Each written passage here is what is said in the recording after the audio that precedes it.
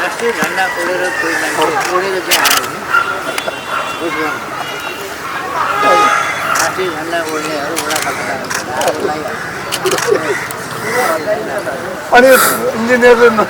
सबै काम लाग्दैन भनेर भनिदिँदै के गर्नु हजुर जहाँ थियो त्यो पुर्यायो नि पुरै त्यो अब यो यता तल पनि माथि पनि पूर्वपट्टि पनि अनि 6 ठाउँमा आगो 24 घन्टा लागेपछि त त्यही भएर केही थिएन सबै आङ्को लुगादेखि बाहिर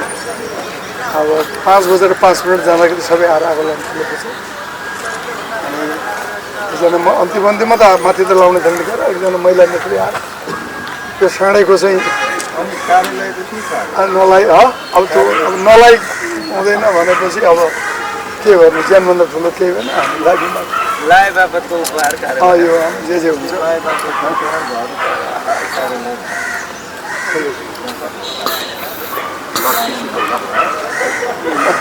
लाउने नेत्रीको घरमा अहिले कार्यालय छ लाउने नेत्रीको घरमा अहिले कार्यालय छ जसले आगो लगाउन यहाँ आएर उक्सायो